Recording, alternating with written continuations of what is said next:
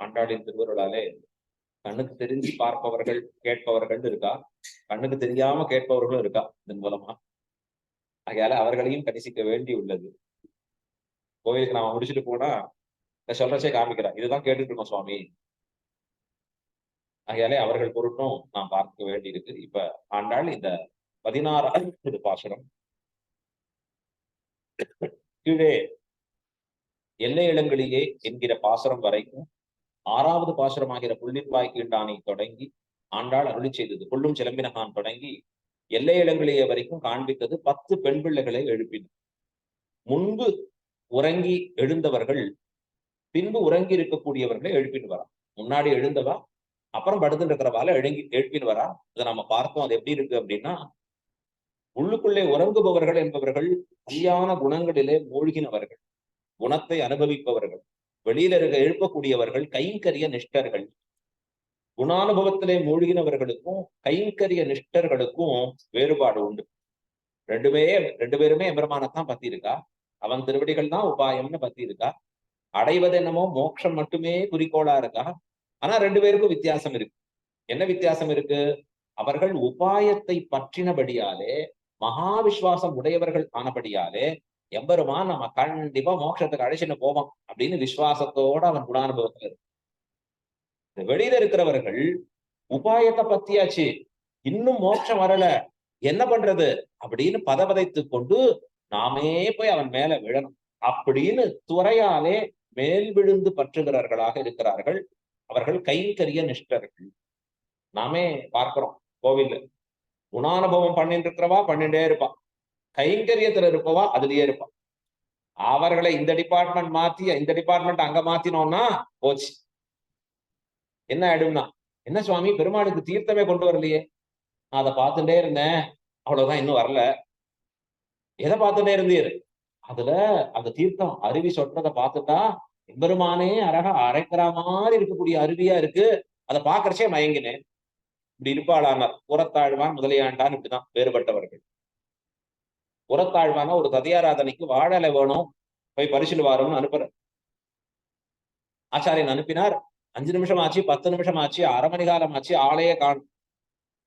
இவ்வளவு நேரம் ஆயிடுத்து, புறத்தாழ்வான காணுமே அப்படின்னு போனா அந்த வாழை மரத்தை பறிச்சுக்கிட்டு இருக்க சமயத்துல விழுந்து மயக்கம் போட்டு கிடக்கிறார் புறத்தாள். ஜலத்தை எழுப்பினா அப்ப கேட்கிறாரு, என்ன ஆச்சு ஆழ்வான்? இல்ல, வாழை இலையை பறிக்கிறதுக்கு தான் போனேன், நீ வச்சு அத நான் வெட்டுகிற பொழுது அதுல இருந்து பால் வடிய தொடங்கிட்டு, ஐயோ இது வேதனைப்படுகிறதேன்னு நினைச்சு அழுதேன்னு மயக்கமானேன்னு புறத்தாள். இவரை வச்சா ததியாராதனை எங்க நடக்கிறது? கைகரியம். துவாதசி அன்னைக்கும் ஏகாதசி தான். ஏன்னர் அவ்வளவு மனது இரக்கத்தோடு கூடியவர். முதலியாண்டான்கிறவர் அப்படி இல்லை. எப்படி இருப்பாருன்னா, அன்னைக்கு பெருமாள் கைங்கரை என்ன நடக்கணும், கீழே அத்தனை பேரை எல்லாரையும் தன்னுடைய நிர்வாகத்தின் கீழ் கொண்டு வந்து, வந்தாச்சா இல்லையா தலிக, நீங்க ஆயிடுத்தா இல்லையா, கொண்டு போயாச்சா இல்லையா, இப்படி நிர்வாகம் பண்ணக்கூடியவர். இவர்களை இந்த சாமர்த்தியம் மிக்கவர்கள் என்று அறிந்து அந்த சாமர்த்தியத்திற்கு ஏற்ப அவர்களை கைங்கரியத்துக்கு பயன்படுத்தினாரே எம்பெருமானார், அவர் தான் சிறந்த மேனேஜ்மெண்ட் குரு. யாருக்கு எந்த டேலண்ட் இருக்கு, எதை கொண்டு இவர்களை நாம் நல்லது செய்விக்க வேணும், புறத்தாழ்வான கொண்டு பிரமாண கைங்கரியங்களை பண்ணினார். ஏன்னா அவர் குணனிஷ்டர், குணானுபவ நிஷ்டர். அவர் பகவத்குணமே பொதுபோக்காக இருக்கிறார். முதலியாண்டான கொண்டு ஸ்ரீரங்கம் கோயில் நிர்வாகத்தை பண்ணி போந்தார் சுவாமி ராமானுஜர். இப்ப இதுல தாரதமியம் ஏற்றத்தாழ்வு இருக்கா? இல்ல. முதலியாண்டானுக்கும் பிரமாணங்கள் தெரியும், புறத்தாழ்வானுக்கும் கைங்கரியம் பல பண்ணிருக்கார். ராமானுஜரோட கூட போனவர் ஸ்ரீபாஷ்யத்துக்காக காஷ்மீரம் வரைக்கும் எழுந்துள்ளினார். ஆனா அவர்களுக்குன்னு அதிகமாக எதிலே ஆசை இருக்கிறதோ, எதிலே அவர்களுக்கு திறமை இருக்கிறதோ அதை கொண்டு காரியங்களை சாதித்தார் சுவாமி ராமானுஜர். அதனாலதான் இன்னைக்கும் ஸ்ரீரங்கம் கோவில்ல இவ்வளவு கைங்கரியங்கள் நடந்துட்டு இருக்கு. ஆச்சரியம். நமக்குதான் வித்தியாசம் தெரியுது, இவர் இப்படி இல்லை, அவர் அப்படி இல்லை. ஆனா பகவானுக்கு அப்படி இல்லை. யாருக்கிட்ட எது இருக்கோ அதை அப்படியே தான் உபயோகித்துக் கொள்ளும்படியாக இருக்கிறார் பெருமாள். அவருக்கு அதை விநியோகப்படுத்திட்டா போறோம். இப்படி எல்லா பெண் பிள்ளைகளையும் ஒரு சேர எழுப்பி கொண்டு வந்து நேர கிருஷ்ணன் அழைக்கலாம் தானே, ஆனா அப்படி அழைக்கல. இந்த 16வது பாசுரத்துல ஆண்டாள் திருப்பி எழுப்புறா. யாரென்னர்? துவாரபாலகர்களை. கோயில் காப்பான், வாசல் காப்பான். என்னது இது, அவர்களை போய் ஏன் சொல்லி கேட்கணும் அப்படின்னா, முன்னாடியே ஒரு பிரதிஜை பண்ணார்கள், ஒரு உறுதிமொழி எடுத்துட்டாங்க. என்ன உறுதிமொழி அப்படின்னா, நாம் எல்லாரும் சேர்ந்து சிலவற்றை செய்வோம், சிலவற்றை செய்ய மாட்டோம். எத்தனாவது பாசுரத்துல? 2வது பாசுரத்துல. அதுல சொன்னா, செய்யாதன செய்யோ. நம்முடைய பூர்வாச்சாரியர்கள் எதை செய்யவில்லையோ அதை நாம் செய்ய மாட்டோம். எப்படி இருந்த ஆச்சாரியர்கள்? எப்பொழுதுமே பெரியோர்களை முன்னிட்டு கொண்டுதான் எம்பெருமான் திருவடியை பற்றுவது. ஆழ்வார் பாசுரத்திலேயே சாதிக்கிறார், வேதம் வல்லார்களை கொண்டு விண்ணோர் பெருமான் திருப்பாதம் பணிந்து. வேதம் வல்லார்களை கொண்டு ஆச்சாரிய முக்கேனத்தான் எம்பெருமானை பற்ற வேண்டும். இந்த ஆச்சாரியன் திருவடியை பற்றி கொண்டே எம்பெருமான் இடத்துல போகணும். ஆண்டாள் முடியறத்தே சொல்லிக்கிறார், ஸ்ரீவில்லிபுத்தூர் போதை சொன்னா இல்ல, நேரா எம்பெருமானின் உற்ற துணைவியாக இருக்கக்கூடிய நேரா பூமாதேவியா இருக்கக்கூடிய ஆண்டாள் சொன்னு வார்த்தை சொல்றாளான்னா இல்ல. அவள் எப்படி சொல்லிக்கிறா? வட்டர்பிரான் போதை சொன்ன. ஆச்சாரிய சம்பந்தத்தை இட்டு தனக்கு ஒரு பெருமையை தேடிக்கிறா ஆண்டாள். எப்பொழுதுமே அந்த ஆச்சாரிய சம்பந்தத்தாலேதான் எம்பெருமானை பற்ற வேணும். இதை நம்முடைய ஆச்சாரியர்கள் எந்த சூழ்நிலையிலையும் மறந்ததில்லை, விட்டதில்லை. இப்படி விட்டா என்ன ஆறுதுன்னா, சூர்பனகை பட்டது படும் அப்படின்னு தெரிவிக்கிறார் அழகா. சூர்பனகை நேரா பெருமாளை போய் பிடிக்கலான்னு போறா. கடைசியா என்னாச்சு, அவளுக்கு மூக்கு அறுபட்டதுதான் மிச்சம். பிரயோஜனம் இல்லை. விபீஷண அழுவான். ரொம்ப ஆச்சரியம், பிராட்டியினுடைய அனுகிரகத்தோடு வந்து எம்பெருமான் திருவடியை சரணமாக பற்றினான். கிரமேண வந்து பற்றுபவர்களுக்கு எம்பெருமானுடைய அருள் பரிபூர்ணமாக நிற்கிறது. ஆகையாலே இவளும் இந்த பாசுரத்திலே முறைப்படி எம்பெருமானுடைய திருவாசல் காப்பவனை எழுப்புகிறாள், தொழுகிறாள். எப்பொழுதுமே நம்ம சன்னதிக்கு போறச்ச ஒரு கிரமமாத்தான் போகணும், அக்கிரமமாவே போகக்கூடாது. அப்படின்னா என்ன அர்த்தம்? நம்ம ஆச்சாரியர்கள் எந்த வழியில போய் சேவிச்சா, எதற்கப்புறம் எந்த சன்னதிக்கு போனா அப்படின்னு ஒரு கிரமம் இருக்கு. ஒரு சன்னதிகள்ல போறச்சே அந்த கிரமத்தை உணர்ந்து தெரிந்து நாம் சென்றோம்னு சொன்னா அது நமக்கு மிக மிக மிக நன்மையை பயக்குமதாக இருக்கும். ஸ்ரீரங்கத்துல எழுந்துள்ளச்சே எப்படி எழுதுவார் அப்படின்னா, மணவாள மாமனிகள் தேவி கோதா அப்படின்னு முதல்ல ஆண்டாளை சேவிச்சுப்பார். உள்ளாண்டாள் சன்னதி தான் முதல்ல இருக்கிறது. அதுக்கப்புறம் எம்பெருமானார் சன்னதி, ராமானுஜருடைய சன்னதி, அதுக்கப்புறம் நம்மாழ்வார் சன்னதி, அதுக்கப்புறம் பிரதட்சணா போய் தாயார் சன்னதி, அதுக்கப்புறம் பெரிய பெருமாள் சேவிக்க உள்ளே நுழைவார். கிரமேண நம்முடைய ஆச்சாரியர்கள் போகக்கூடிய மார்க்கம் இருக்கு. இந்த மார்க்கம் சாஸ்திரம் சொல்லின மார்க்கம், ஆகமம் கூட அப்படிதான் சொல்றது. ஒரு அர்ச்சகர் வராருன்னு சொன்னா முதல்ல துவஜஸ்தம்பத்துக்கிட்ட தண்டனிட வேண்டும், விழுந்து சேவிக்கணும். எம்பெருமானுடைய பெரிய கொடி நாட்டி இருக்கே அந்த இடத்துல அழகா, தோரண வாசல் காப்பானே அப்படின்னு அந்த தோரண வாசலாக இருக்கக்கூடிய இடத்துல விழுந்து நன்னா சேவிக்கணும். இப்ப எல்லா இடத்துலயும் கியூனால மானசீகமா தெரிவிச்சுக்கிறார், அவ்வளவுதான். கையை கூப்பிக்கிறோம், மானசீகமா பண்ணிக்கிறோம். ஆனா முறைப்படி என்ன பண்ணணும்? இங்க விழுந்து சேவிக்கணும். சேவிச்சுட்டு உள்ள போனோம். அர்ச்சகர்கள் பிரதட்சணமா போவா. ஜினந்தே புண்டரீகாட்ச நமஸ்தே விஸ்வபாவன சொல்லி கொண்டு போய் வார பாதகர்களை விழுந்து சேவித்து அவர்கள் அனுமதி பெற்று உள்ளே நுழைவர்கள். அப்படிதான் நுழையணும் கிரமத்துல. இது சாஸ்திரம் சொல்லி இருக்கு. ஆச்சாரியர்கள் எல்லாம் இதை அறிந்தவர்கள்.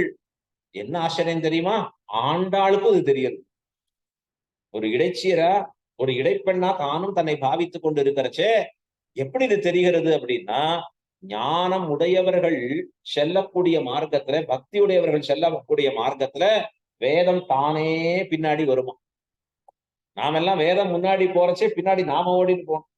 ஆனா ஞானமும் அனுஷ்டானமும் நிரம்பி இருக்கிறவர்கள், பக்தியே பூர்த்தியா இருக்கிறவர்கள் இடத்துல பின்னாடி வேதம் தன்னிடையே வந்து சேரும். பராசரப்பட்டர் ஸ்ரீரங்கத்துக்குள்ள நுழையிறார்.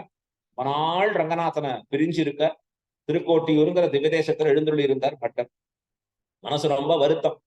ஏன் அப்படின்னா, ரங்கநாதனை பிரிஞ்சா அவருக்கு வருது ஆனந்தம். எப்ப ரங்கநாதனோட சேர்ந்தாதான். ஆழ்வார்கள்லாம் சொல்லுவா, உன்னை விட்டு பிரிஞ்சாதான் வருத்தமே. அப்படியா, உங்களுக்கு வருத்தம் ஏற்படுறதா? உடனே ஆழ்வார் கேட்கிறார், ஒரு நாள் நீயே உன்னை விட்டு பிரிஞ்சு பாரு, அப்பதான் உனக்கு தெரியும். உனக்கு உன்னை பத்தியே தெரியறது இல்லை, ஆனா நாங்க அறிகிறோம் உன்னை விட்டு பிரிஞ்சா எவ்வளவு வருத்தம். அப்படி நிலையில இருந்தார் பட்டர். அங்கே திருக்கோட்டியூர்ல இருந்து அந்த ராஜா ஒருத்தன் இறந்தான்னு சொன்ன உடனே புறப்பட்டு வேகமா வரார் ஸ்ரீரங்கத்திற்கு. அப்ப ஸ்ரீரங்க ராஜஸ்தவங்கிற கிரந்தம் அருளுகிறார் பட்டர். ரொம்ப ஆச்சரியமா என்ன பண்றாரு, ஒரு கிரமேண காண்பிக்கிறார். ஸ்ரீரங்கத்தை அப்படி வர்ணிக்கிறார் பட்டர். வெளியில க்ஷேத்திரத்துல இருக்கிறவர்கள் எல்லாம் வணங்கி, அப்புறம் உள்ள போய் துவாரபாலகர்களை வணங்கி, அப்புறம் நம்பெருமாள் கிட்ட போறார்.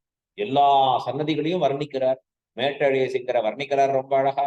கருடாழ்வார வர்ணிக்கிறார். சேன முதலியார் சன்னதியை வர்ணிக்கிறார். அங்க விமானத்தை வர்ணிக்கிறார் ஆச்சரியமா. பராசர பட்டருடைய அந்த புஷ்கரணிங்கிறத, அதற்கு மேலே அங்க சதுரபுஷ்கரணி பக்கத்துல இருக்கக்கூடிய புன்னை மரம், எல்லாவற்றையும் அங்கதான் 10 ஆழ்வார்கள் எழுந்துள்ளி இருந்தா அவர்களையும் சேர்த்து வர்ணிக்கிறார் பராசர பட்டர். அதுல தெரிவிச்சார், குமுதமுகான் கணநாயகான் நமாமி அப்படின்னு க்ஷேத்திரபாலகர்களை வணங்கினார் பட்டர். உள்ள போன பிறகு சண்ட பிரசண்ட முகத பிரணமாமி ரங்க துவாராபலீஷு சதசுஷ்வதிகார பாஜா என்று சண்ட பிரசண்டனாக இருக்கக்கூடிய துவாரபாலகர்களை வணங்குகிறேன் என்று பட்டர் பண்ணியிருக்கிற ஸ்தோத்திரம். ஆண்டாள் பிஞ்சாய் பழுத்தவள், 5 வயசு குழந்தை. அவளுக்கு தெரியறதா பக்தியில வருமா அப்படின்னு நம்ம கேட்கிறோம். ஆனா உண்மையிலேயே அவர்களுக்கு தான் பக்தி ஸ்ரத்தையும் அதிகம். சின்ன வயசுல பக்தி ஏற்படுகிற பொழுது அவர்கள் அனுஷ்டானம் எப்படி இருக்கும்னா ரொம்ப உயர்ந்ததா இருக்கும். நாமெல்லாம் பக்தி பண்றதே யாராவது பாக்குறாளா, தெரியறதா அப்படிங்கிற மாதிரி மாறும். இந்த குழந்தைகளுக்கு அப்படி எதுவுமே இல்லை, தூய்மையான இருக்கக்கூடிய நெஞ்சோட பண்றா. அப்ப ஆண்டாள் செய்யக்கூடிய விஷயத்துல தன்னிடையே வேதமோ மற்றதோ அது பின் செல்லுகிறது. இவள் எப்படி சொல்றாளோ அப்படிதான் வேதத்துல இருக்கும், மாற்றா இருக்க. இவள் சொல்றத வேதம் ஃபாலோ பண்ணி அத போல இந்த பாசுரத்துல துவாரபாலகர்களையும் க்ஷேத்திரபாலகர்களையும் எழுப்புகிறாள். 16வது பாசுரம் எல்லாருமா சேர்ந்து ஒரு முறை அனுசந்தானம் பண்ணுவோம். நாயகனாய் நின்ன நந்தகோபனுடைய கோயில் காப்பானே, குடித்தோன்னும் தோரணவாசல் காப்பானே, மணிக்கதவம் தாழ்த்திரவாய், ஆயர் சிறுமியரோ முக்கு, அரைபறை மாயன் மணிவண்ணன் நென்னலே வாய் நேர்ந்தான், தூயோமாய் வந்தோம் துயிலெழப் பாடுவான், ஆயால் முன்னம் முன்னம் மாற்றாதே அம்மா, நீ நேச நிலைக்கதவம் நீ கேளோர் எம்பாவாய்.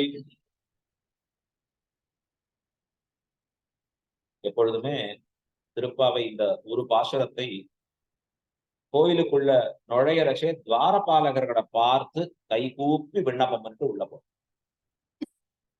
கோயிலுக்குள்ள நாம நுழைஞ்சி வெளியில வர வரைக்கும் பகவத் சிந்தனையும் ஆழ்வாராச்சாரியர்கள் பாசுரமே தான் போகணும்.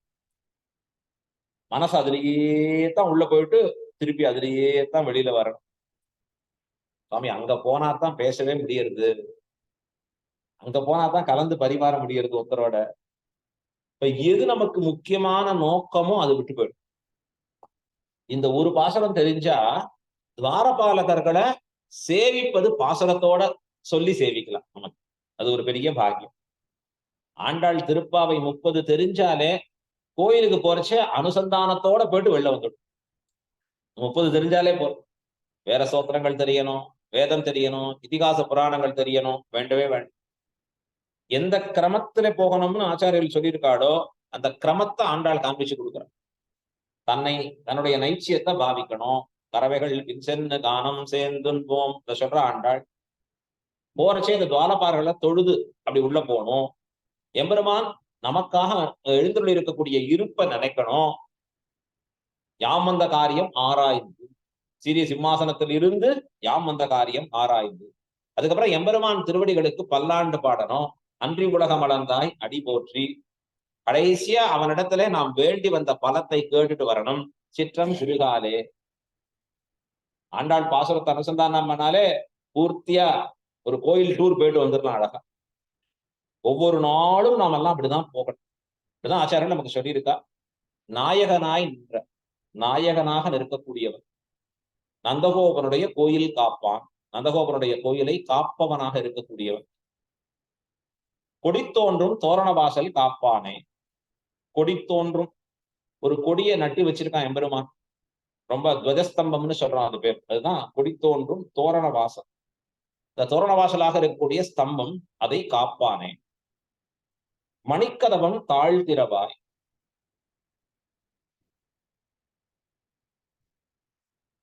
மணியினாலே செய்யப்பட்டிருக்கக்கூடிய இந்த கதவை திறந்து விடாய். யார் வந்திருக்கோம் அப்படின்னா, ஆயர் சிறுமியரோ முக்கு. ஆயர் சிறுமியராக இருக்கக்கூடிய நாங்கள் எல்லாம் வந்திருக்கோம். எங்களுக்கு என்ன பண்ணா, மாயன் மணிவண்ணன் நென்னலே வாய் நேர்ந்தான். நேற்றைய தினமே, நென்னலேன்னு சொன்னா நேற்றேன்னு அர்த்தம். அது பாஷைகள்னு சொன்ன அந்தந்த ஊர்ல இருக்கிற ஒரு அழகான பாஷை மாதிரி. நென்னலே, நேற்றே எம்பெருமான் வாய் நேர்ந்தான். வாய் நேர்ந்தான் என்றால் எங்களுக்கு வாக்கு கொடுத்தான். வாக்குறுதின்னு சொல்றாலும் வாய் நேர்ந்தான். தூயோமாய் வந்தோம், நாங்கள் தூய்மை உடையவர்களாக வந்தோம். துயிலிழப் பாடுவான், எம்பெருமான் துயில் எழுவதற்காக பாட வந்தோம். நான் என்ன பண்ணணும்னா, இவர் சொல்றா துவாரபாலர் பார்த்து, வாயால் முன்னம் மாற்றாதே, எங்களை உன் வாயால முடியாது அப்படின்னு வார்த்தை சொல்லிடாத. அம்மா அப்படின்னா பச்சை இடுகிறாள், கொண்டாடுறாவன.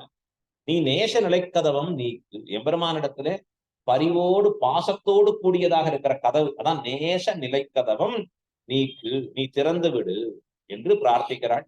இப்ப துவாரபாலகர்களை பற்றி எம்பெருமானிடத்திலே அவன் திருவடியை பற்ற ஆசைப்படுகிறாள் ஆண்டாள். இப்ப துவாரபாலகர்களை பற்றுவதாக அமைய பெற்றிருக்கிறது தான் இந்த 16வது பாசுரம்.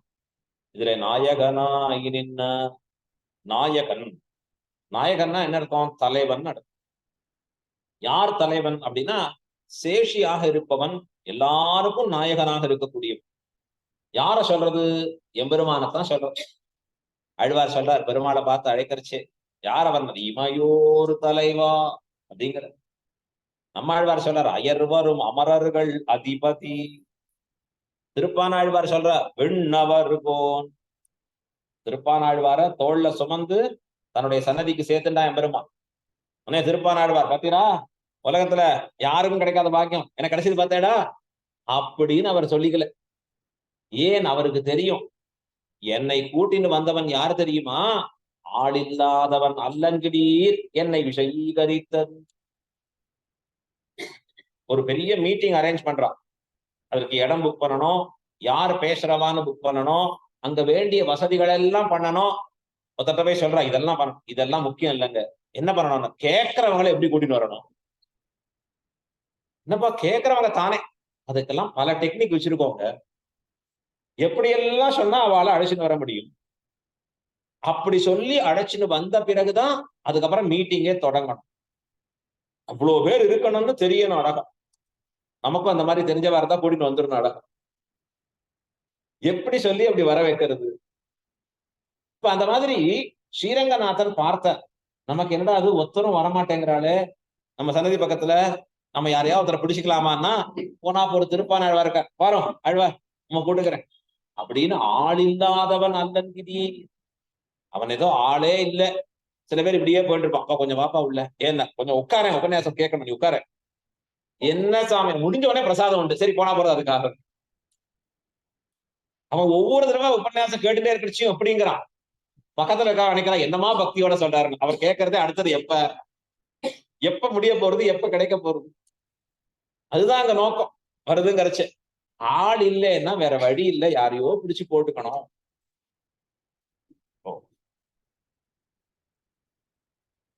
ஸ்ரீரங்கநாதருக்கு அப்படி யாரும் இல்லையா? இல்லைன்னுட்டா. வெண்ணவர்கோன், அவருக்கு இல்லாத ஆளா? ஒரு பக்கத்துல சூட்டு நன் மாலைகள் தூயன வேந்தி வரா, இன்னொருகள் நன்னீராட்டி நிற்கிறான், இன்னொரு பக்கம் அந்தூபம் தரான்னு இருக்கிறா அந்த இடத்துல.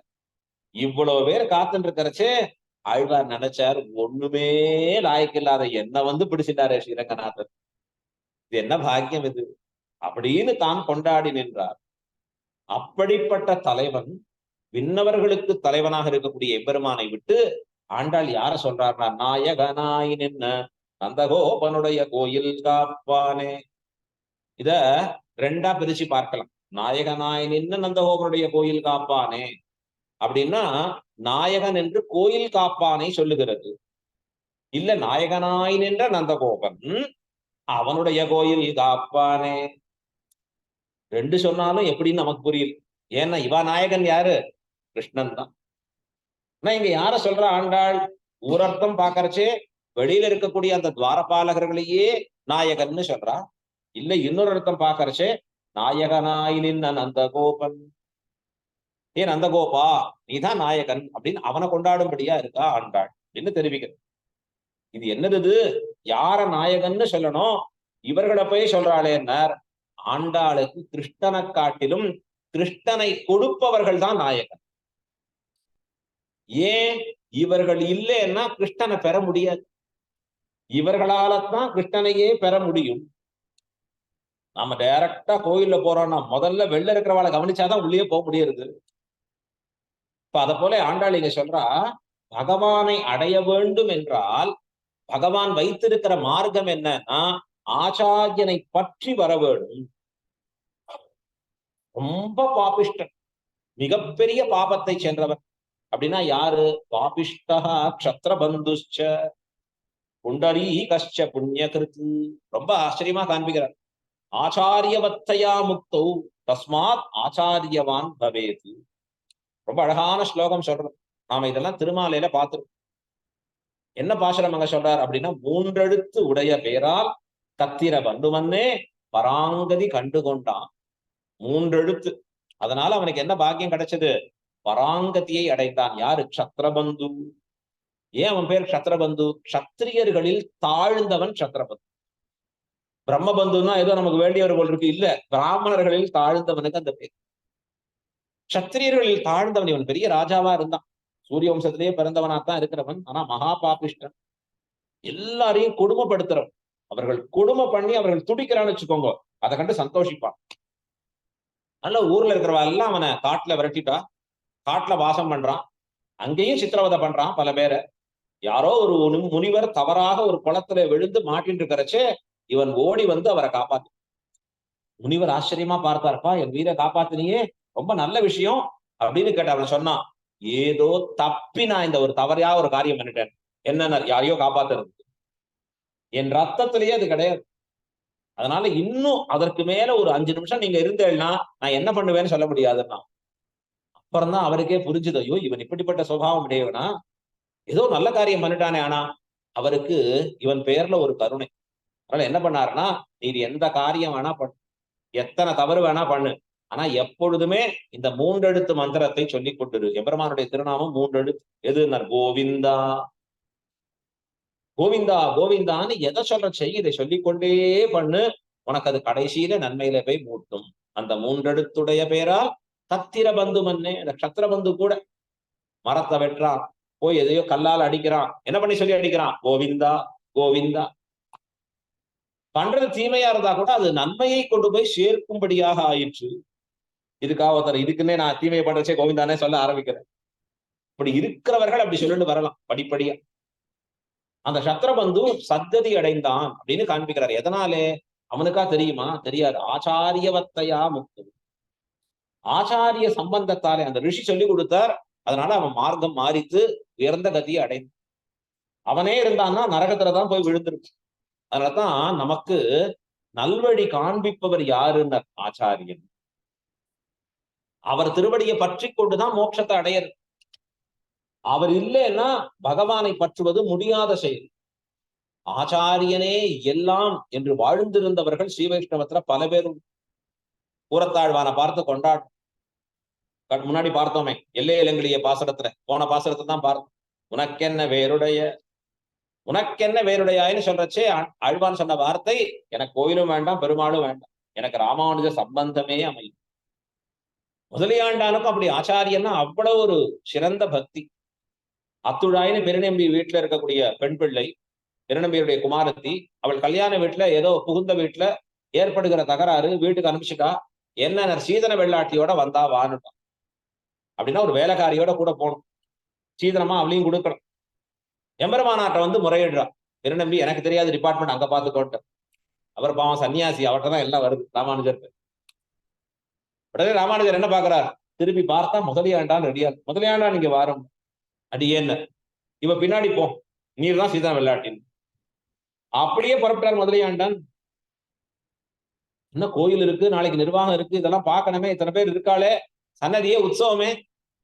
ஆச்சாரியன் நம்ம கிட்ட ஏதான சொல்றதுக்கு முன்னாடி 100 தடவை யோசிச்சுப்பார். ஏன்னா ஐயோ இவன் மாட்டேன்றுவானே, முதல்ல இவன் கேட்பானா, எவ்வளவு யோசிக்கிறார் தெரியுமா? யோசிச்ச பிறகுதான் இன்னைக்கு ஒரு வார்த்தை எவ்வளோ கொண்டாடி, இந்த மாதிரி ஒரு சிஷ்யன் உண்டா, இப்படிலாம் நீ பண்ண முடியுமா, இவ்வளவு சொல்லியும் சுவாமி இது சொன்னதுக்காக 5 நிமிஷத்துக்குள்ள வந்தா பண்றேன் அப்படிங்கிறான் இன்னைக்கு விஷயம் இருக்கு. ஆனா முதலியாண்டான கூப்பிட்டு போயிட்டு வான உடனே புறப்பட்டு போயிட்டார். கிளம்பியே போயிட்டார். அவர் தன்னுடைய சொந்த பந்தங்களை விட்டார், ஸ்ரீரங்கம் கோயில் கைங்கரியத்தை விட்டார், ஏன் ஆச்சாரியரான ராமானுஜ கைங்கரியத்தையும் விட்டுட்டு புறப்பட்டார். அவர் ஆணை போ சொன்னார், புறப்பட்டேன். அந்த கூரத்தாழ்வான் முதலியாண்டான் இருவரை பார்த்து ஒருவர் சிரிப்பறான். வடுக நம்பி அப்படின்னு பேர். அவர் ஆழ்வானையும் ஆண்டானையும் இருகரையர் என்பர். வடுக நம்பிங்கிறவர் கூரத்தாழ்வானையும் முதலியாண்டானையும் பார்த்து, ஆமா இவளுக்கு ஆச்சாரிய பக்தி இருக்காமே, சோ பாவமேன்னு சிரிப்பர். அப்படின்னா என்ன அர்த்தம்? இருகரையரா இருக்கா கூரத்தாழ்வானும் முதலியாண்டானும். வேணுங்கிறச்சே இந்த பக்கத்துல பெருமாளை பிடிச்சுக்கிறா, இன்னொரு பக்கத்துல ஆச்சாரியனும் பிடிச்சுக்கிறா. இவளுக்கு என்ன பூர்த்தியான ஆச்சாரிய பக்தி இருக்கு அப்படின்னு ஆச்சரியப்படுவாராம், சிரிப்பர். அப்படின்னா வடுக நம்பி எந்த அளவுக்கு ஆச்சாரிய பக்தியில சிறந்தவர்னு யோசிக்கும். ராமானுஜர் யாத்திரை கிளம்பரிச்சு பெருமாள்லாம் எழுந்துள்ள பண்ணியாச்சு, எல்லாம் பண்ணியாச்சு. வந்து சேர்றார், யாத்திரையில இருந்து பெருமாள் எல்லாம் எழுந்துள்ள பண்ணணும் அப்படின்னு எழுந்துள்ள பண்றச்சு, முதல்ல ராமானுஜருடைய பாதுகைகள் மேல இருக்கு. அது கீழே ராமானுஜர் எழுந்துள்ள பண்ண பெருமாள் கீழே இருக்க. பதறிட்டார் பெருமானார். ஐயோ இப்படி வச்சிருக்கியா நீ அப்படின்னார். இப்படி வைக்கலாமா, இப்படி வைக்க கூடாதேப்பா, மகாபாபமாச்சே அப்படின்னு எடுத்து பதறி ராமானுஜர் அதை வச்சுட்டு அதுக்கப்புறம் பெருமாள் எழுந்துள்ள பண்ணி அபராத க்ஷாமனம் கேடு. வடுக நம்பி ரொம்ப பொறுமையா அவர்கிட்ட பதில் சொல்றார். உமக்கு உம்ம பெருமாள் முக்கியம்னா எனக்கு என் பெருமாள் முக்கியம்னாரு. உமக்கு உம்ம பெருமாள் அங்க, எனக்கு என் பெருமாள் யாரு, உங்களுடைய திருவடி சோடுதான், அப்படிதான் எடுத்துட்டு வர முடியும் அப்படின்னு வார்த்தை சொன்னார். எவ்வளவு உறுதிப்பாடு இருக்கணும். நம்பெருமாள் புறப்பாடு திருவீதி வரார். வடுகா வா, வெள்ளவா வெள்ளவான்னு கூப்பிடுறார். இதோன்னு சொன்னவர் அவ்வளவுதான் வரல. நம்பெருமாள் புறப்பாடு ஆகி கண்டபடி புறப்பட்டு போயாச்சு. ராமானுஜர் பேர் உள்ள கேட்கிறார், வந்து சேவிக்க வேண்டாமா பெருமாளை, கூப்பிட்டேனே வரலையே. உம்ம பெருமாளை நான் பார்க்க வந்தா எம் பெருமாளுக்கு பால் பொங்கிடுமே அப்படின்னா என்ன அர்த்தம்? ராமானுஜருக்கு பால் காய்ச்சிட்டு இருக்காரு. பால் பொங்கிடுச்சுன்னா போச்சு. இவர் அழைச்சிட்டு போவார் கஷ்டப்பட்டு உள்ள. ராமானுஜர் தன்னுடைய சன்னதி பெருமாள் சன்னதிக்கு கூட்டின்னு போவார். பெரிய பெருமாள் நின்று சேவிச்சுட்டே இருப்பார். இவர் பின்னாடி வரும் நம்பி வருகா, சேவிச்சியா அப்படின்னு முடிச்சுட்டு வெளில வந்த உடனே என்ன சேவிச்ச சொல்லும்ப, நீர் உம்முடைய பெருமாளின் முன்னழகு சேவிச்சீர், நான் என் பெருமாளின் பின்னழகு சேவிச்சேன் அப்படின்னு சொல்லிடுவார் அழகா. அப்படின்னா என்ன அர்த்தம்? இவர் ராமானுஜர் பெருமாளை சேவிக்கிறத இவர் பின்னாடி ராமானுஜருடைய முதுக சேவிச்சு. அந்த அளவுக்கு ஆச்சாரிய பிரீத்தி மிக்கவர், ஆச்சாரிய அபிமானம் அதிலே தலை சிறந்தவராக விளங்கினவர். யாரு? அவர் பேர் என்ன? வடுக நம்பி அப்படின்னு பேர். அந்த வடுக நம்பிய ஆச்சாரியர்கள் கொண்டாடி மகிழ்கிறா. இவரை போல இருக்கணும் ஆச்சாரிய பக்தி. அனந்தாழ்வான் அப்படிதான் மாலையை கட்டின்னு கொண்டு வந்து கொடுக்குறார் திருவேங்கடையான இடத்துல. அவர் கூப்பிட்டப்ப வரல அனந்தாழ்வான். திருவேங்கடையானுக்கு கோபம், என்ன மாலை உடையது, நான் கூப்பிட்டப்ப வரல, நீரும் இருக்க வேண்டாம், இந்த மாலை கைகரையும் வேண்டாம், கீழே அனுப்புறேன் அப்படின்னா. மாலை அனுப்ப முடியாதுன்னார். ஏன்? பரம் சென்று சேர் திருவேங்கட மாமலை, நீரே எனக்கு 3 நாள் முன்னாடி வந்து நான் அப்புறம் பின்னாடி வந்தா அவ்வளவுதான், போகமாட்டேன், கீழே போக முடியாது. இப்ப எனக்கு தானே கைங்கரியம் பண்ண வந்தீர், உமக்கு இல்ல, என் ஆச்சாரியன் சொன்னாருங்கிறதுக்காக வந்தேன். அவர் மாலையை கட்டி குடுன்னு ஆணையிட்டார், அவர் வேண்டான்னு திருப்பி கூப்பிட்டா புறப்படும். இந்த ஆச்சாரிய அபிமானம் இருக்கே, இது வருவது துர்லபம். நாமெல்லாம் நம்ம இடத்துல இந்த சம்பிரதாயம் வந்திருக்கே எவ்வளவு நாள், ஏன் தெரியுமா? நம்ம முன்னோர்கள் இந்த ஆச்சாரிய அபிமானத்தில் சிறந்தவர்களாக இருந்தார்கள். எல்லாரும் அதை தெரிஞ்சுக்கும். ஒவ்வொரு நாள் இன்னைக்கும் கிராமங்கள்ல அது வச்சிருக்கா. முதல்ல அறுவடைனா ஃபர்ஸ்ட் ஆச்சாரியன் திருமாடிகளை கொண்டு வந்து சேர்ப்பது. அவர் தான் நமக்கு எல்லாமாக இருந்து பாவிப்பது. இன்னும் பல சிஷ்யர்கள் இருக்கா, ஆச்சாரியனை மட்டும் சேவிச்சுட்டு பரப்பிட்டு போயிட்டார். பெருமாளை அவர் சேவிச்சுப்பார், அவர் அனுமதி இருந்தா பெறுவது. இது ஸ்ரீ வைஷ்ணவத்தினுடைய மிக உயர்த்தியான நிலை. சிவச்சரபூஷண சூத்திரமே ஆச்சாரிய அபிமானமே உத்தாரகம், அதற்காகவே வந்திருக்கிற ஒரு பெரிய கிரந்தம். இந்த நிலைக்கு உயர்ந்திருப்பது இருக்கிறது உலகத்துல நினைச்சே பார்க்க முடியாத விஷயம் அது. இப்படிப்பட்டவன் என்ன ஆகிறான் என்றால் எம்பெருமானுக்கு மிக மிக மிக நெருங்கியவனாகிறான். நாம கோயில்ல பக்கத்துல நின்னுண்டு போட்டோ எடுத்துட்டு எல்லாம் முடிச்சோடனே வரச்சே கேட்கிறா, பெருமாளை சேவிச்சியா, நீ பாத்தியா வீடியோ? அதுக்கு முன்னாடி கேட்டுக்கிறார், நான் பக்கத்துல இருந்தேனே என்ன பாத்தியா? கவர் ஆனேனா வீடியோல ஃபுல்லா? ஐயோ பாவம், அது எவ்வளவு நாள் இருக்க போறது? அது எவ்வளவு நாளே அதை பார்த்து ரசிச்சுட்டு இருக்க முடியும் இல்லையா? ஆமா, எம்பெருமானை நம் உள்ளத்துல கவர் பண்ணிட்டோமா? அவரை கொண்டு வந்தோமா வரச்சே? என் நெஞ்சகம்பால் சுவர் வழி எழுதி கொண்டே. அது நமக்கு வந்துதான். நம்மை எம்பெருமான் தன் திருவுள்ளத்துக்கு அருகில் சேர்த்தானா? இன்னைக்கு நம்மாழ்வார தன் திருவடியில சேர்த்துட்டான். எவ்வளவு ஒரு சந்தோஷமா எம்பெருமான் பூரித்து கிடந்தானே. இந்த ஒரு நம்மாழ்வாருக்காக இத்தனை லட்ச ஜனங்களை அனுகிரகம் பண்ணானே இந்த உற்சவம். எப்படி கிடைச்சிருக்கும்? இவர் ஒருவர் பெறுவனம் என்பதற்காக, பெற வேண்டும் என்பதற்காக எத்தனை லட்சம் ஆத்மாக்களை குளிர நோக்கினான் எம்பெருமான். இந்த ஒரு நாளுக்காக தான், இந்த காலை அந்த ஒரு வேளைக்கு தானே எம்பெருமான் இத்தனை பண்ணது. இப்படிப்பட்ட ஆத்மாக்கள் வர வேணும், தன்னிடத்திலே சேர வேண்டும் என்று ஆசைப்பட்டான். அது எதனாலே அமையும்னா ஆச்சாரிய அபிமானமே உத்தாரகம். அதான் இந்த பாசுரத்துல ஆண்டாள் நாயகனாய் நின்ற நந்தகோபனுடைய கோயில் காப்பானே. இந்த ரெண்டு பேரை கொண்டாடுறது காரணம் என்னன்னா, நந்தகோபன் தான் கிருஷ்ணனை கொடுக்கணும், ஆச்சாரியன் தான் நமக்கு எம்பெருமான காட்டி கொடுக்கணும், அவர் மூலமாத்தான் நம் மோட்சம் பெறணும். அத போல அவரை நாயகனாக சொல்லுவது என்பது நம்முடைய சம்பிரதாயத்திலே மிக உயர்த்தி. தான் அடைய வேண்டிய சேஷியை காட்டிலும் துவார சேஷியே முக்கியம் என்று கொண்டாடி காண்பிக்கிறாள் ஆண்டாள். நாயகனாய் நந்தகோபனுடைய கோயில் காப்பானே, குடித்தோன்றும் தோரண வாசல் காப்பானே. இதே துவாரபாலகர்களையே திருப்பி சொல்றா. இல்ல, முதல்ல சொன்னது க்ஷேத்திர பாலகர்கள், அப்புறம் உள்ள நுழைஞ்ச உடனே துவாரபாலகர்களாக இருக்கக்கூடிய எம்பெருமான் கொடித்தோன்றும் தோரண வாசலை நட்டு வைத்திருக்கிறான். தான் எல்லாரையும் ரட்சிக்கிறேங்கிற பிரமாணத்தை காண்பிப்பதற்காக தான் அந்த கொடித்தோன்றும் தோரண வாசல். அந்த வாசல் காப்பவனாக இருக்கக்கூடிய துவாரபாலகனை பார்த்து வாசல் காப்பானே அப்படின்னு அவனை தனியாக சொல்லுகிறாள் என்றும் கொள்ளலாம்னு தெரிவிக்கிறார். மணிக்கதவம் தாழ்திரவாய், மணிகளாலே செய்யப்பட்டிருக்கக்கூடிய இந்த கதவை நீ திறந்தருள வேணும், எங்களுக்காக தாழ் திறந்தருள வேணும் அப்படின்னு பிரார்த்திக்கிறாள் ஆண்டாள் இங்கேருந்து. ஏன்னா இவன் உள்ளே நுழைய விட்டால்தான், அவன் திறந்து விட்டாதான் எம்பெருமானிடத்திலே போய் சேர முடியும். எம்பெருமானிடத்திலே போய் சேரணும்னா இவர்கள் இருவரும் தனக்கு அனுமதி பண்ணணும். கஷேத்திர பாலகர்களும் அனுமதி பண்ணணும், துவாரபாலகர்களும் அனுமதி பண்ணணும். இந்த ரெண்டு பேருடைய அனுமதியோடு நாம உள்ள நுழையணும் எம்பெருமானிடத்துல. இதுதான் கிரமேண செல்வது. நாயகனாய் நின்ன நந்தகோபனுடைய கோயில் காப்பானே, கொடித்தோன்றும் தோரண வாசல் காப்பானே, மணிக்கதவம் தாழ்திரவாய். ரெண்டு பேர் திருவடிகள்லையும் விழுந்து, ஐயோ யார் தடுத்துட போறாளோன்னு ஒரு பயம். இவர்கள் ரெண்டு பேர் திருவடிகள்லையும் விழுந்து எங்களுக்காக இந்த மணிக்கதவத்தை தாளை திறந்து விட வேண்டும் அப்படின்னு சொல்லி ஆண்டாள் பிரார்த்திக்கிறா இந்த இடத்துல. இப்ப இது வரைக்கும் பார்த்த இடங்கள்லயே பல அர்த்தங்கள் இருக்கு. நந்தகோபருடைய கோயில்னு சொல்றாளே, சொல்லலாமா? கிருஷ்ணன் கோயில் தானே சொல்லணும். அப்படின்னா பகவானுக்கு என்ன ஆசை தெரியுமா? தன்னுடைய பெயரை காட்டிலும் தன் அடியார் பெயர் வைப்பது ரொம்ப சந்தோஷம் இருக்கு. வாசகத்தை சொல்றார், ஸ்ரீவைகுண்டம்னா யாருடைய வைகுண்டம்? ஸ்ரீமன் நாராயணன் வைகுந்தமா இருக்கு. ஆழ்வார் பாசுரத்தை சொல்றார், அடியார் நிலாகின்ற வைகுந்தமும். அடியார் நிலாகின்ற வைகுந்தம் அப்படின்னா அடியார்களே இருந்து ராஜ்யம் பண்ற வைகுந்தம். பராசர பட்டர் ரொம்ப அழகா சொல்லுவார், எப்படி நடக்கிறது ஸ்ரீவைகுண்டத்துல அப்படின்னு. ராமானுஜர் பட்டரை கேட்கிறார். பட்டர் சின்ன குழந்தை, சிறு பிள்ளை, கூரத்தாழ்வான், கூரத்தாழ்வானுடைய திருக்குமாரர் பட்டர். ஆனா கூரத்தாழ்வானுடைய சகப்பாட்டிகளா இருக்கிற பெரியோர்கள் அனந்தாழ்வான், கிடாம்பி ஆச்சான் போன்றவர்கள்லாம் பட்டரை பார்த்தா விழுந்து சேவிப்பார். என்ன உம்ம வயசு என்ன, அவர் வயசு என்ன, நீர்லாம் அவருக்கு தகப்பனார் ஸ்தானம், அந்த ஸ்தானத்துல இருந்துட்டு இந்த குழந்தையை சேவிக்கிறேன்னு கேட்பாராம். எல்லா ஆச்சாரியர்கள்ட்டையும் பெரியவர்கள் கேட்கறச்சு அதற்கு அவர்கள் சொல்லுவா, அன்று நீ கண்டிலைகான், அன்னைக்கு நீ பார்க்கல, பார்த்திருந்தா அப்படி பேச மாட்டேன். என்ன பார்க்கல?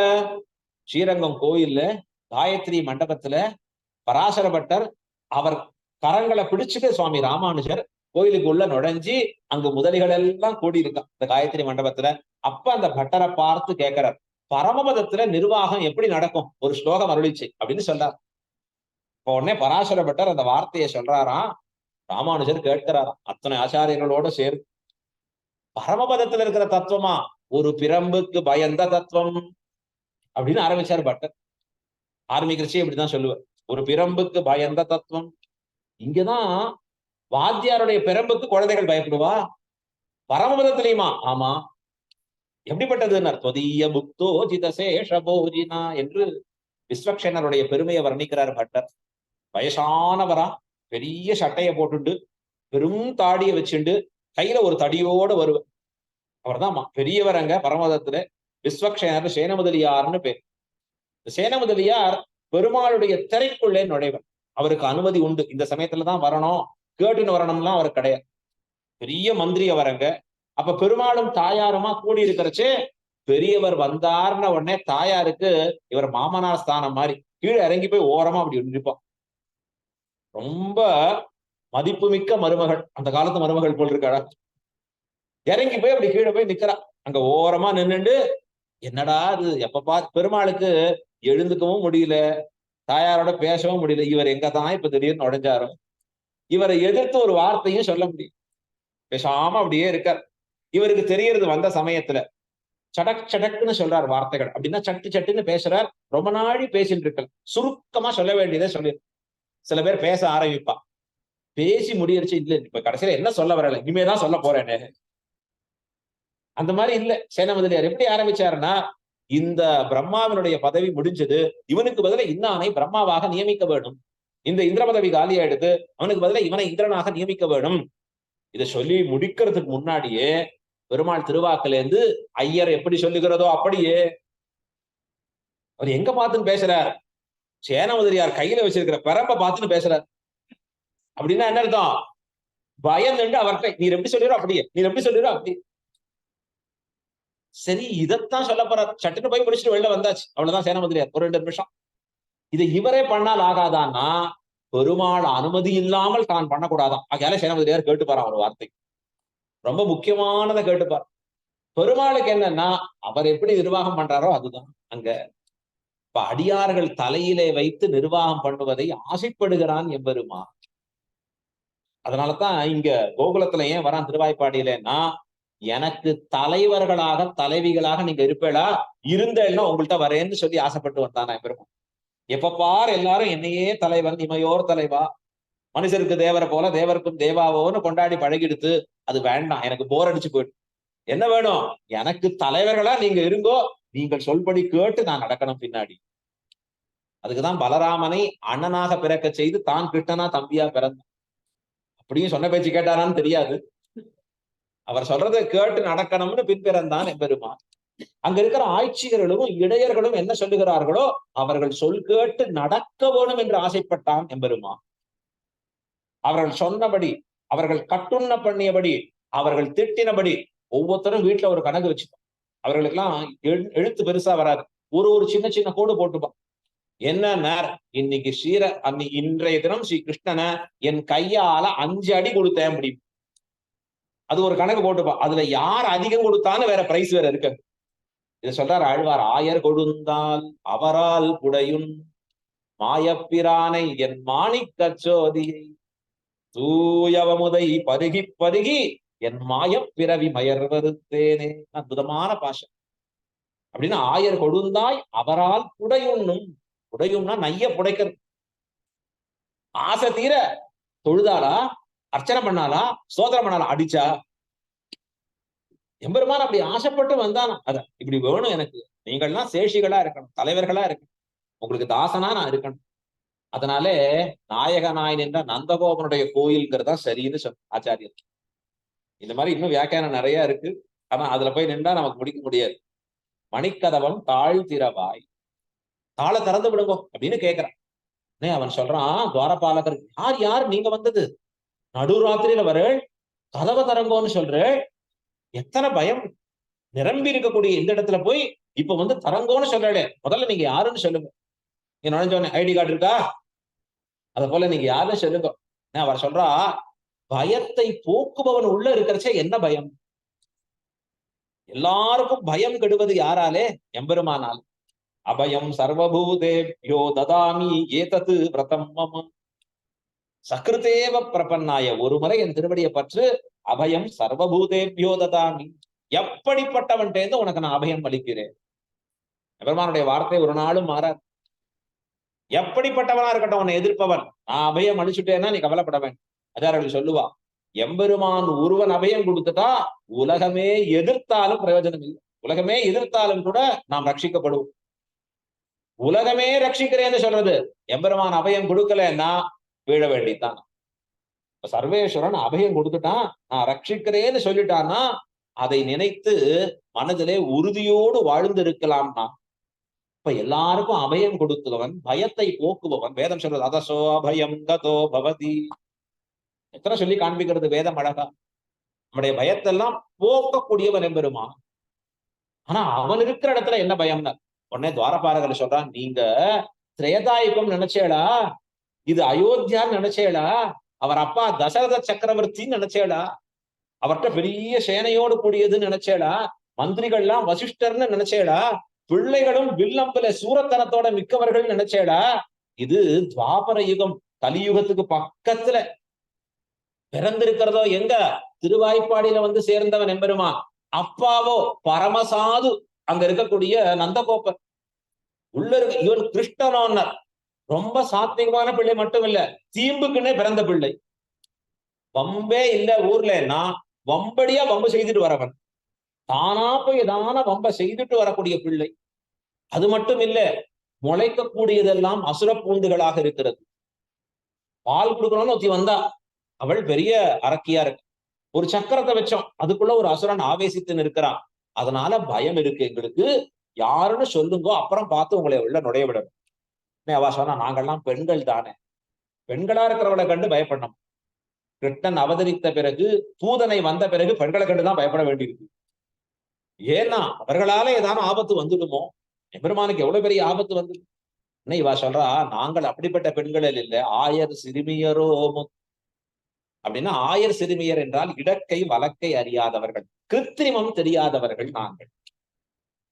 என்ன மனசுல இருக்கோ அப்படியே பேச. கிராமத்தை சொல்றா, வெள்ளேந்தியா இருக்கா பாவம் அப்படின்னா என்ன அர்த்தம், உள்ள இருக்கிறத அப்படியே பேசுறது, மறைச்சு பேசுறது, உள்ள கபட எண்ணத்தோட செயல்படுவது, இதெல்லாம் எங்களுக்கு வராது, எங்களுக்கு எதுவுமே தெரியாது, நாங்கள் வெறும் ஆயர் சிறுமியராக இருக்கக்கூடியவர்கள் அப்படின்னு வார்த்தை சொல்ல. அப்ப உடனே துவாரபாலகர் சொன்னார், நீங்க வந்த காரியம் என்னன்னு சொல்லுங்க, நீங்க நல்லவாளா உங்களை அனுமதிக்கலாமான்னு அப்புறம் நான் பார்த்து சொல்றேன். உடனே இவர்கள் சொல்ல ஆரம்பிக்கிறா, அரைவரை மாயன் மணிவண்ணன், எம்பெருமானிடத்திலே நோன்புக்காக நாங்கள் பறையை வேண்டி வந்தோம். அறைகின்ற பறையை தன்னுடைய இடுப்பிலே எப்பொழுதும் கட்டி இருக்கக்கூடியவன் எம்பெருமான். இந்த நோன்புக்காக பறை என்று ஒரு வியாஜத்தாலே வந்தோம். ஆனா எம்பெருமானை பாடுவதற்காக தான் நாங்க வந்தோம். ஆயரை பறை மாயன் மணிவண்ணன் சொல்லிக்கிறா, உன்கிட்ட இன்னைக்கு வந்து நிக்க வேண்டிய நிலைமை இருக்கு, நேத்திக்கு என்ன தெரியுமா ஆச்சு, எம்பெருமான்கிட்ட நின்றிருந்தோம் நாங்க. அதுவும் ஒரு பாக்கியமான நாளே.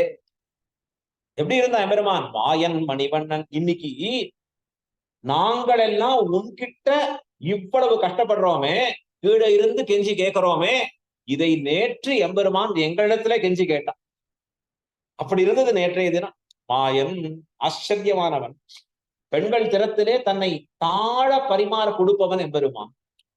அவர்களை உயர்த்தியாக வச்சு தன்னை தாழ கொடுப்பவன் மணிவண்ணன். அப்படி தாழ தன்னை பரிமாற கொடுக்கல, கொஞ்சம் கடினமானவனா இருந்தா கூட அவன் வடிவழகு இவர்களை விடாது, கொண்டு போய் அவன்கிட்ட சேர்க்கும்படியா. ஆழ்வார பாசுரத்தை சொல்றார், கடியன் கொடியன்கிறா. எம்பெருமான பார் சொல்ற, குடியா இருக்கிறவர் அவர், கொஞ்சம் கூட இறக்கமே இல்லாதவர். சரி பரவாயில்ல விட்டுடலாமான்னார். இல்ல இல்ல அது முடியாது, என் நெஞ்சம் அவனேதான் கிடக்கும், எப்போ என் மனசு அவனிடத்திலேயே தான் இருக்கும்படியாக இருக்கு. அத போல மணிவண்ணன், அவன் பேசுகிற பொழுது, வார்த்தை சொல்லுகிற பொழுது எப்படி இருக்குன்னார். அப்படி இந்த மணிகள் ரத்னங்கள் அசைந்தா போலே வரக்கூடிய திருவாக்குகள் எம்பெருமான்டேந்து வர, அதையே பார்த்துட்டே இருக்கலாம்னு போல இருக்கு. மாயன் மணிவண்ணன். ஸ்ரீரங்கத்துல கும்பல்ல எவ்வளவு தள்ளினாலும் நம்பெருமாளுடைய அந்த மந்த ஸ்மிதம் புன்சிரிப்புல மூழ்கி இருக்கிறச்சே, எத்தனை மிதிச்சாலும் நமக்கு தெரிய மாட்டேங்கிறத, அதுலயே மயங்கி போகும்படியாகவே இருக்கு. அப்படி சொல்ற மாயன் மணிவண்ணன்.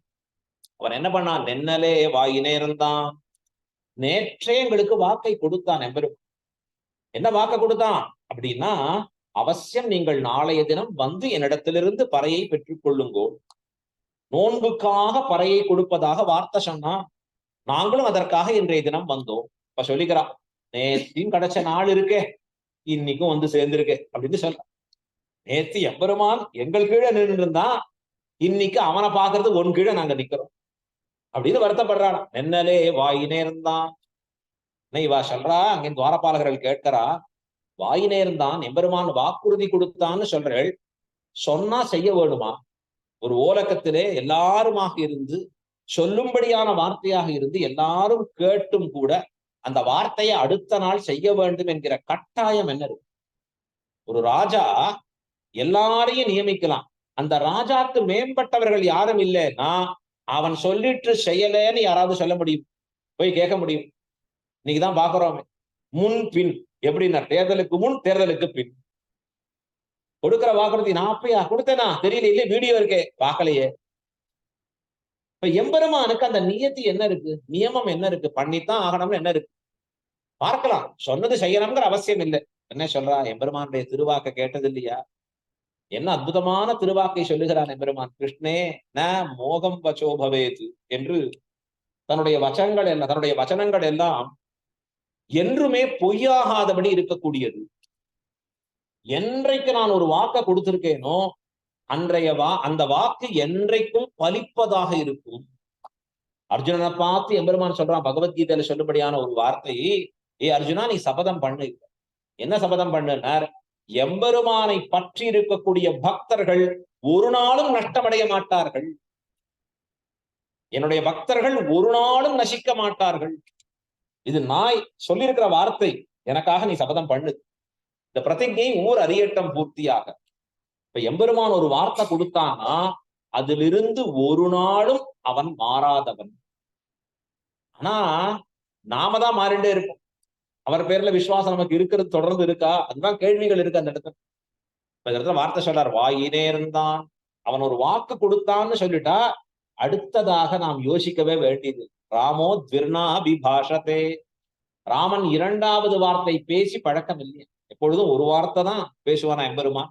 அப்ப எம்பெருமான் வாக்கு கொடுத்துட்டான்னு சொன்னா ஒரு நாளும் அதிலிருந்து மாற மாட்டான். நமக்கெல்லாம் அதுதான் பட்ராஸ், நமக்கெல்லாம் அதுதான் மகா விஸ்வாசம். உலகத்துல இருக்கக்கூடிய ஒத்தொத்த பேசுற வார்த்தைகள் இல்ல, பகவான் பிரமாணத்துல சொல்லி இருக்கக்கூடிய வார்த்தைகள். கீதையில சொல்லியிருக்கான், இதிகாச புராணங்கள்ல சொல்லியிருக்கான். அவன் சொல்லி இருக்கக்கூடிய வாக்குகள் இருக்கே, அதுதான் அவனை அண்டி இருக்கக்கூடிய பக்தர்களுக்கு என்றைக்கும் பாதுகாப்பாக இருக்குது, ரட்சகமாக இருக்கக்கூடியது. என்றைக்கும் அது மகா விஸ்வாசத்தை கொடுத்து கொண்டதாக இருப்பது. அந்த வார்த்தையை மீண்டும் மீண்டும் மீண்டும் நினைவு கொள்ளணும். ஏன்னா இந்த மனசு மறந்துட்டே இருக்கு, திருப்பி திருப்பி கொண்டு வந்து நிக்கணும். சொல்றாரு அழகா, வாயினே இருந்தான். எப்ப? நென்னலே வாயினே இருந்தான். சரி, நீங்க வந்த காரியம் என்ன இத சொல்லுங்க முதல்ல அப்படின்னா, தூயோமாய் வந்தோம். தூயோமாய்னா நல்லா குளிச்சுட்டு ஜம்மனு பழிச்சுன்னு வந்தோம் அப்படி இல்லை. தூய்மை என்பது உள்ளத்தில் ஏற்படுகிற தூய்மை. புறந்தூய்மை நீரான் அமையும். அகம் தூய்மை தான் ரொம்ப முக்கியமான விஷயம். இந்த இடத்துல அகம் தூய்மை எதனால் அமைகிறதுனா பக்தியாலே அமைகிறது. இந்த பக்தி எப்படிப்பட்ட பக்தியா இருக்கணும்? பெருமாளிடத்திலே எதையும் எதிர்பார்க்காத பக்தியா இருக்கணும். எந்த பக்தியா இருக்கக்கூடாது? வியாபாரமான பக்தியா இருக்கக்கூடாது. திருவேங்கரமுடையான பார்த்தேன்னா லட்சம் கம்பெனில பார்ட்னரா இருக்காரு இன்னைக்கு, ஸ்லீப்பிங் பார்ட்னர். ஆனா அவருக்கு தான் ஸ்லீப்பே இல்ல பாவம். எல்லாருக்கும் அவர் தான் கம்பெனில, நானும் ஒருத்தன் இருக்கேன்பா, நானும் ஒருத்தர் இருக்கேன்பா. என்னென்ன என் கம்பெனில வர லாபத்துல இத்தனை சதவீதம் உனக்கு தான் பெருமானே, நீ எனக்கு இதை நடத்தி கொடுக்கணும், நடத்தி கொடுத்தா உனக்கு இதுதான் அப்படின்னு அத்தனை பேர் வந்து திருவேங்கமுடையார்த்த சேர்க்கிற அழகம். ஆனா அது ஒன்றை எதிர்பார்த்து செய்வதாக இருக்கிறது. எம்பெருமான் அதையாவது பரவாயில்ல, இதாவது என்கிட்ட வரியே. ஆனா அதுல உயர்ந்து நிற்கிறவர்கள் அனன்ய பிரயோஜனார பக்தர்கள் எப்படி இருப்பார்னா, எதையும் எதிர்பாராது எம்பெருமானிடத்துல வருபவர். எம்பெருமானிடத்துல வந்து என்ன பண்ணணும்? அவன் நன்னா இருக்கணும்னு பல்லாண்டு பாடணும், மங்களாசாசனம் செய்ய வேண்டும். இதான் அனன்ய பிரயோஜனமான பக்தி உடையவர்களின் நிலை. பெரியாழ்வார் முன்னாடி பெருமாள் தோன்றுகிற பொழுது ஆழ்வார் என்ன பண்ணார்? பல்லாண்டு பல்லாண்டு பல்லாயிரத்தாண்டு மங்களாசாசனம்னு பேர். எம்பெருமானுக்கு மங்களாசாசனம் செய்தருளினார் ஆழ்வார். அத போல வேறு ஒன்றை எதிர்பார்க்காத, அவன் வாழணுங்கிற நோக்காகவே சென்று அவனிடத்திலே நாம் அவனுடைய நன்மையே வேண்டி இருப்பதற்கே, அதுதான் தூயோமாய் வந்தோம். அதுதான் தூய்மை. அந்த தூய்மைங்கிறது வேற எதையும் எதிர்பார்க்காத மனசை சமர்ப்பிப்போம். என்ன நீங்க உங்களுக்கு வேணும் எம்பெருமானிடத்துல எதை எதிர்பார்க்கிறீர்கள்னா துயிலடப்பாடுவான். எம்பெருமான் துயிலடக்கூடியதை இந்த கண்களால நாங்க பார்க்கணும். எம்பெருமான் எழுந்து கொள்ளக்கூடிய அழகு இருக்கே அதை காண வேண்டும் என்று வந்தோம். அழ்வார் பாசுரத்தை சொல்றார் அழகா. என்ன கிடந்தவாறு எழுந்திருந்து பேசு வாழி கேசனே. இன்னைக்கு அந்த கும்பகோணத்துல இந்த பெரும்பாலும் அப்படிதான் எழுந்து நிற்கிறார் அழகா. அங்கே ஆழ்வார் படுக்கவும் இல்லை, எழுந்து முழுக்க உட்கார்ந்தவும் இல்லை.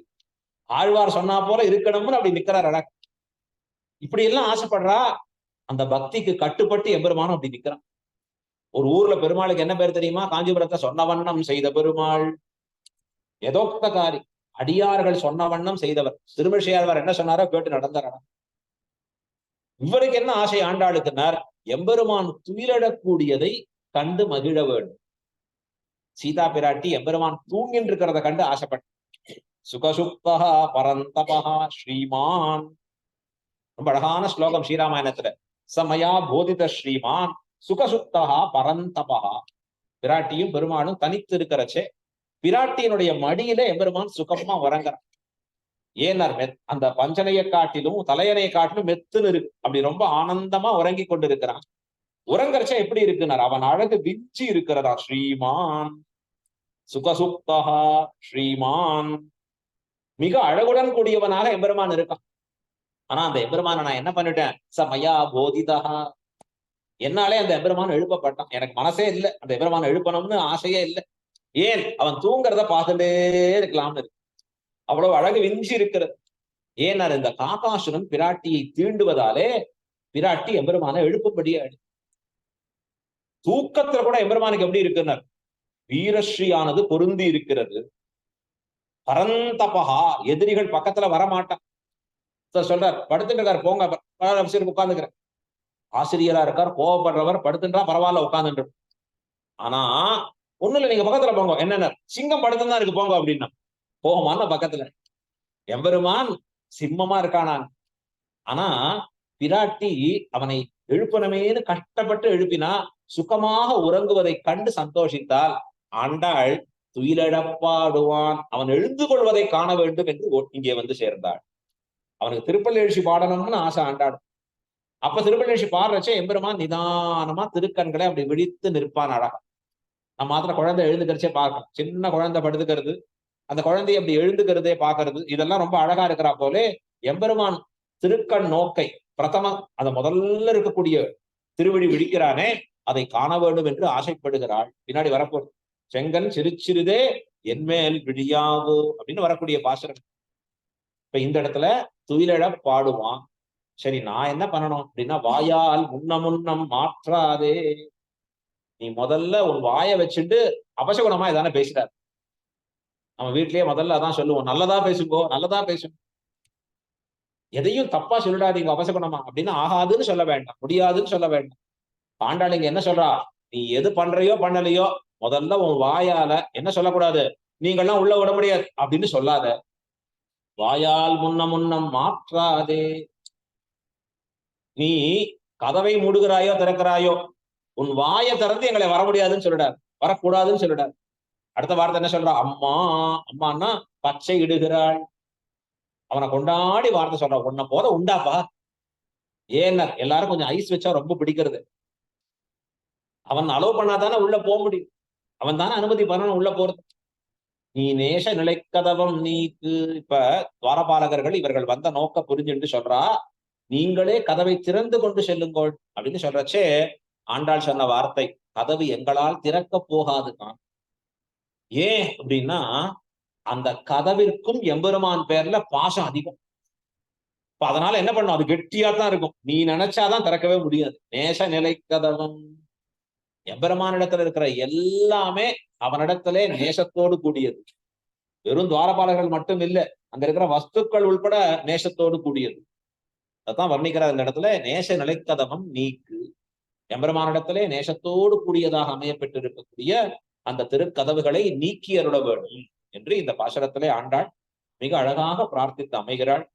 ஒவ்வொருவரும் நம்ம வீட்டுல இருக்கிற பெருமாளுக்கு திருவாராதனம் பண்ணுகிற சமயத்தை முதல்ல விழுந்து சேவிச்சு இந்த துவாரபாலகரோட பிரார்த்திச்சுதான் கதவை திறக்கணும். திருக்காப்பு நீக்க வேண்டும்.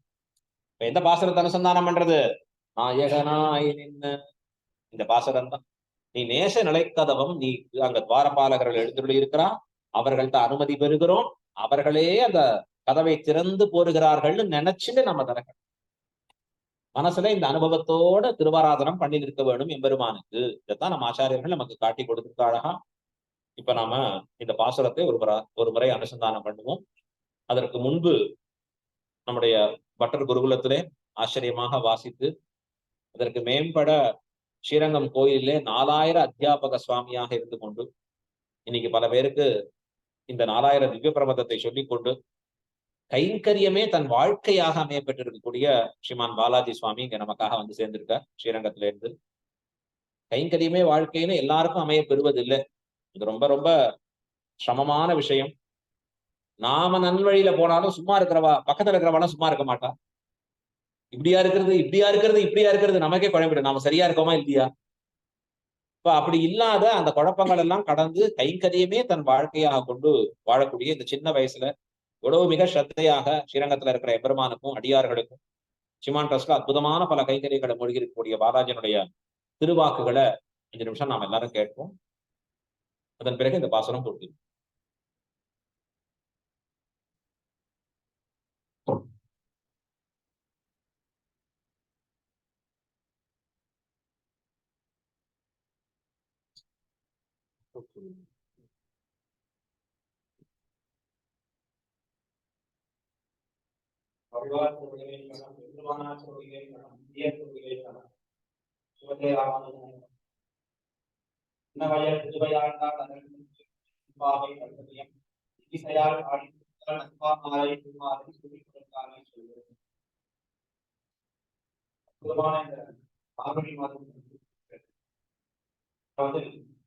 கோயில்கள்ல வந்தோம்னா உற்சவம்னா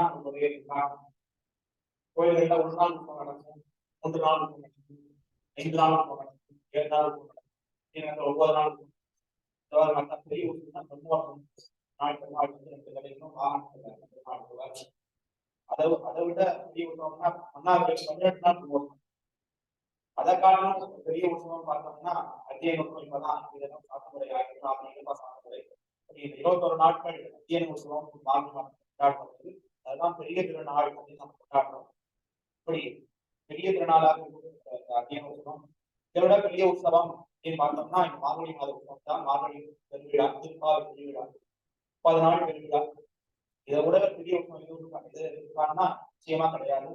இந்த மார்கழி மாதம் 30 நாளும் 24 மணி நேரத்துல ஏதோ ஒரு உலகத்துல திருப்பாவை ஒளியானது வச்சுட்டே கண்டிப்பா ஏதோ ஒரு திருப்பாவை ஒளியானது ஒழிச்சுட்டே இருக்கும்.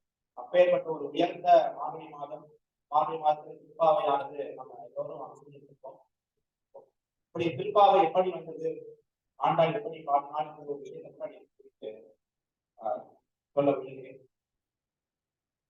திருப்பாவை அதாவது ஒரு சமயத்திலே திருவாய்ப்பாடியிலே அந்த கண்ணனும் அவனுடைய தோழிகள் கோபிமார்களும் யமுனா நதி தீரத்துல கரையில வந்து ராசத்திரை பண்ணிட்டு இருந்தாங்க. எல்லோரும் கைகோர்த்து அந்த ராசத்துல ரொம்ப ஆச்சரியமா கிருஷ்ணர் வந்து அதாவது நிறைய உருவங்கள் இருக்குது.